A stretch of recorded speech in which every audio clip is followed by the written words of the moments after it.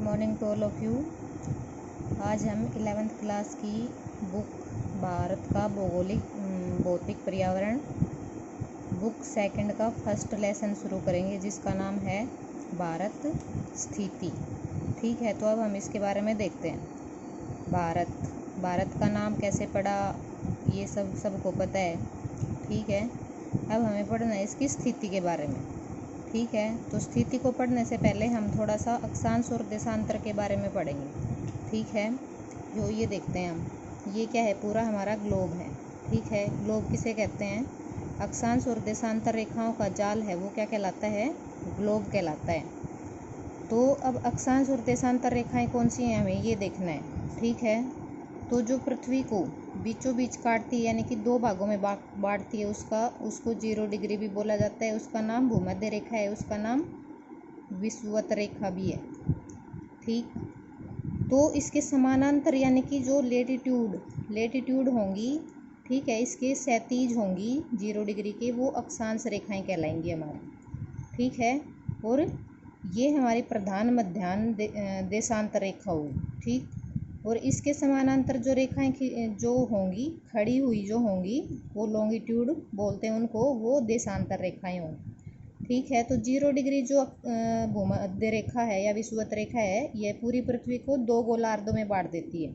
ठीक है, एक है उत्तरी गोलार्ध, दूसरा है दक्षिणी गोलार्ध। ठीक है, ऐसे ही ये 0 डिग्री जो प्रधान मध्याह्न रेखा है, ये पृथ्वी को 2 भागों में बांट देती है। एक है पश्चिमी और एक है पूर्वी भाग। ठीक है, तो जो रेखाएं भूमध्य रेखा के समानांतर हैं, ठीक है, वो अक्षांश रेखाएं कहलाएंगी, और जो भूमध्य रेखा के बिल्कुल लंबवत हैं, वो देशांतर रेखाएं कहलाएंगी। अब टोटल अक्षांश रेखाएं हैं, वो टोटल हैं कितनी? 180। ठीक है, 180। ठीक, जिसमें 90 हैं तुम्हारी उत्तरी गोलार्ध में और 90 हैं तुम्हारी दक्षिणी गोलार्ध में, तो टोटल कितनी होगी? 180। ऐसे ही हमें क्या देखना है, अब देशांतर रेखाओं के बारे में देखना है। ठीक है, तो देशांतर रेखाएं हैं वो भी हमारी 360 हैं टोटल। ठीक है, 180 हैं वो पूर्व की साइड में हैं और 180 हैं वो पश्चिम की साइड में हैं। ठीक, ये होगी हमारी अक्षांश और देशांतर रेखाएं। अब सबसे पहले हमें कोई भी मैप है या कोई भी पेपर है, हमें सबसे पहले दिशा के बारे में पता होना चाहिए। ठीक है, ये तुम 9th क्लास में भी पढ़ चुके हो, लेकिन फिर से एक बार पढ़ा देती हूँ। ठीक है, कोई भी ये तीर का निशान ऐसे लगेगा कोई भी पेपर पे, ठीक है, तो वो दिशा क्या होगी? नॉर्थ से उल्टा क्या होगा? साउथ, और ये हो गया तुम्हारा वेस्ट, और ये हो गया क्या तुम्हारा? ईस्ट। ठीक है, तो ये तुम्हारी दिशाएं हमेशा याद रखनी है, तुम्हें भूलना नहीं है इनको। ठीक है, इसी से मैप समझ में आएगा, इसी से देशों के बारे में पता चलेगा। ठीक, तो अब हम देखते हैं भारत की स्थिति के बारे में। ठीक है, तो इसमें एक और इम्पोर्टेंट बात ये है कि जो तुम्हारी देशांतर रेखाएं हैं, वो टाइम को बताती हैं। जैसे तुम्हारी घड़ी में रोजाना बजते हैं ना, अब 1 बज गया, अब 2 बज गया, अब 12 बज गए, तो ये देशांतर रेखाएं हैं, ये टाइम को बताती हैं। और अक्षांश रेखाएं हैं, वो किसी स्थान की लोकेशन यानी कि स्थिति को बताती हैं। तो हमें यहाँ पे भारत की स्थिति के बारे में पढ़ना है अब, कि भारत है कहाँ पे स्थित है। ठीक है, तो सबसे पहले हम देखते हैं कि भारत है वो एशिया महाद्वीप में है। महाद्वीप भी पढ़ाए थे, 7 महाद्वीप हैं। ठीक, जिसमें तुम्हारा नॉर्थ अमेरिका, साउथ अमेरिका, ठीक है, यूरोप, एशिया, ऑस्ट्रेलिया और अंटार्कटिका, ये तुम्हारे महाद्वीप हैं। तो भारत है वो एशिया महाद्वीप में है। एशिया महाद्वीप में भी कहाँ है?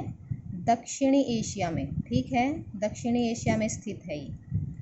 तो अब हम भारत की स्थिति देख लेते हैं, ये देशांतर और अक्षांशीय विस्तार भी देख लेते हैं भारत का। ठीक, तो देशांतर मैंने बताया था कि जो 0 डिग्री के समानांतर, 0 डिग्री है वो यहाँ से जा रही है, मान लो भारत के नीचे से चली जाती है वो 0 डिग्री। ठीक है, तो 0 डिग्री हम यहाँ से स्टार्ट करते हैं, मानो।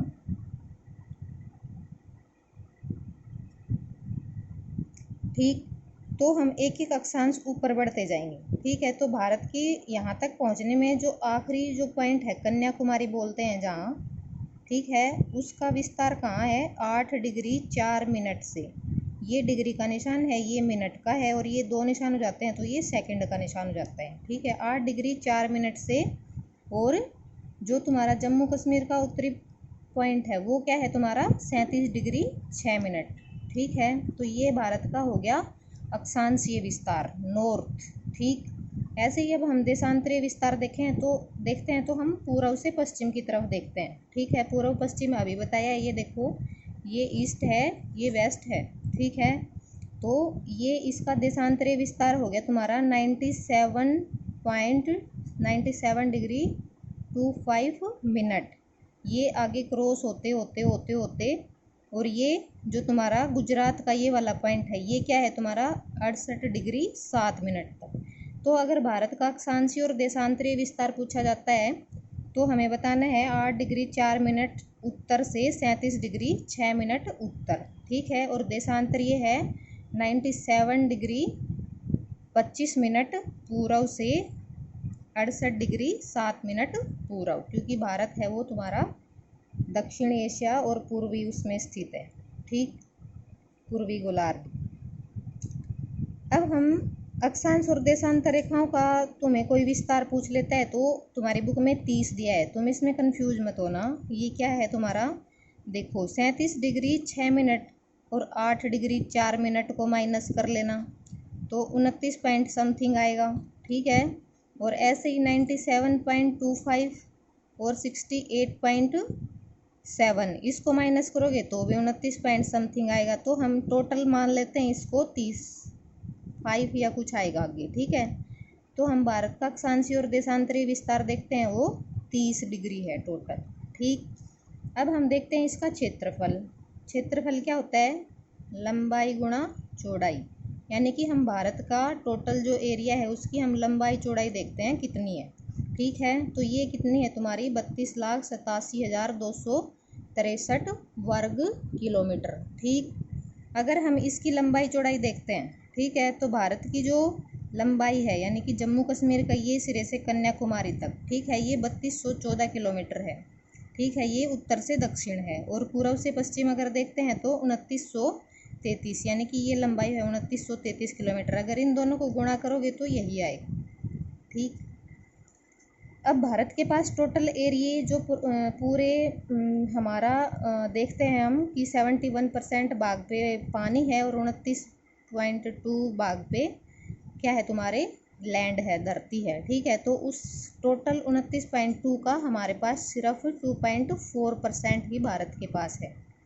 ठीक, अब हम एक चीज़ और देखते हैं कि हम टाइम कैसे निकालते हैं। जैसे अगर हम यहाँ अरुणाचल प्रदेश और गुजरात का टाइम देखते हैं तो 2 घंटे का डिफरेंस है। ठीक है, इस टाइम के अंदर 2 घंटे का डिफरेंस है। और जो हमारा टाइम बताता है यानी कि जो हमारी घड़ियाँ सेट हैं, टाइम जिनमें हमारी घड़ियों में टाइम सेट है वो 82.5 डिग्री। ठीक है, इस देशांतर से लिया गया है। इसी के अकॉर्डिंग यहाँ का जो टाइम है वो सभी घड़ियों में भारत में वही टाइम चलता है। ठीक, तो इसमें और इसमें 2 घंटे का डिफरेंस है। ठीक है, सुनते हो ना कि सूर्य उदय अरुणाचल में 2 घंटे पहले होता है और गुजरात में 2 घंटे बाद, तो वो डिफरेंस क्या है। ठीक है, अभी मैंने तुम्हें ये बताया था कि अगर हम इनको माइनस करते हैं तो 30 डिग्री आता है। ठीक है, यहाँ करके दिखाती हूँ अलग से कि इनका डिफरेंस आया था तुम्हारा 97.25 और 68.7 का। ठीक है, ये 30 आया था।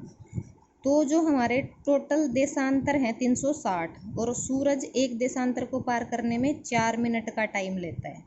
ठीक है, तो 4 मिनट को अगर 360 को अगर 4 से गुणा करते हैं तो 1440 मिनट आती हैं। ठीक है, अगर हम इनके घंटे बनाते हैं तो इसके बटे में क्या करते हैं 60। ठीक है, तो क्या हो गया 24 घंटे। ठीक है, ये पूरी पृथ्वी का टाइम तुमने निकाल दिया। अब हम भारत का देखते हैं कि 2 घंटे का डिफरेंस कैसे है। तो इन दोनों के बीच डिफरेंस आया है 30 देशांतर का, और एक देशांतर को पार करने में सूरज 4 मिनट ले रहे हैं। ठीक है, तो 30 को पार करने में कितना लेगा 4, 120 मिनट। ठीक है, और 60 मिनट में 1 घंटा और 120 मिनट में 2 घंटे। तो समझ आ गया ये डिफरेंस क्यों है। ठीक, तो ये है हमारा देशांतरीय विस्तार, और ये हमने देख ली भारत की स्थिति। ठीक है, अब हम देखते हैं भारत के पड़ोसी देश। और भारत में अभी तुम्हें पता है टोटल पहले 29 राज्य थे, अब 28 राज्य हो गए हैं, और पहले 7 केंद्र शासित प्रदेश थे, अब 9 हो गए हैं, जिसमें तुम्हारा लद्दाख और जम्मू कश्मीर है, वो 2 नए और बने हैं अभी।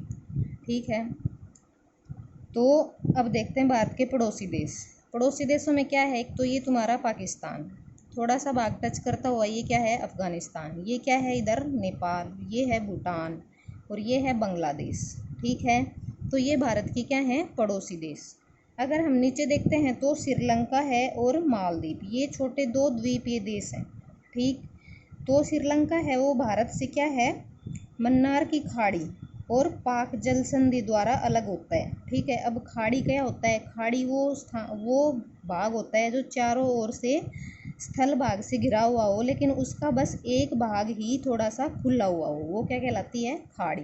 ठीक है, ऐसे ही तुम्हारी जल संधि क्या होती है कि 2 ऐसा छोटा सा भाग, पानी का ऐसा छोटा भाग जो 2 बड़े महासागरों को जोड़ता है। ठीक है, तो तुम यहाँ पे देखोगे उसमें मैप में, तो तुम्हें एक छोटा सा भाग दिखाई देगा। ठीक है, जो तुम्हारा अरब सागर और बंगाल की खाड़ी को जोड़ रहा है। ठीक है, तो ये क्या कहलाएगी, तुम्हारी जल संधि। जैसे ये नीचे है, ठीक है, ये श्रीलंका है तुम्हारा, और ये थोड़ा सा जुड़ा हुआ है, और ये देखो इधर से बिल्कुल थोड़ा सा खाली है। ठीक, तो ये आपस में इनको क्या है, जोड़ रहे हैं। ठीक है, तो ये क्या है, तुम्हारी जल संधि। ठीक, तो ऐसे ही हम देखते हैं कि भारत के जो पश्चिम की ओर है वो अरब सागर है, और पूर्व की ओर क्या है, तुम्हारी बंगाल की खाड़ी है। ठीक, अब 23.5 डिग्री नॉर्थ, यानी कि जिसको कर्क रेखा बोलते हैं। ठीक है, ये है तुम्हारी 23.5 डिग्री नॉर्थ, इसको कर्क रेखा बोलते हैं, और 23.5 डिग्री जो साउथ होती है उसको हम मकर रेखा बोलेंगे। जैसे ये ग्लोब है इस पे, इसको ये 23.5 डिग्री उत्तर में है, इसको कर्क रेखा, और 23.5 डिग्री जो दक्षिण में है उसको मकर रेखा बोला जाएगा। ठीक, तो ये कर्क रेखा है, ये भारत के 8 राज्यों से गुजरती है।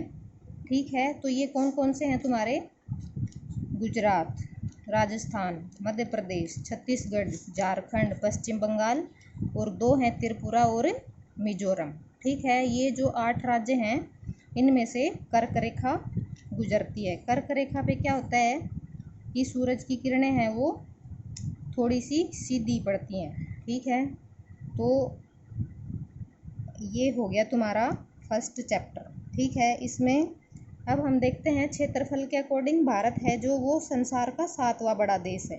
ठीक, ये तुम 9th में ही पढ़ चुके हो। तो इससे पहले के 6 और देश कौन कौन से हैं, जिसमें तुम्हारा क्या है, रूस है फर्स्ट नंबर पे, दूसरे नंबर पे क्या है, कनाडा है, तीसरे पे चीन है, चौथे पे अमेरिका है, 5वें पे ब्राज़ील है। ब्राज़ील क्या है तुम्हारा, दक्षिणी अमेरिका महाद्वीप का एक देश है। ठीक है, छठा है ऑस्ट्रेलिया, ऑस्ट्रेलिया एक देश भी है और महाद्वीप भी है, और 7वां भारत का स्थान है। तो ये चैप्टर पूरा हो गया है, इसके क्वेश्चन आंसर भी करने हैं। ठीक है, थैंक यू।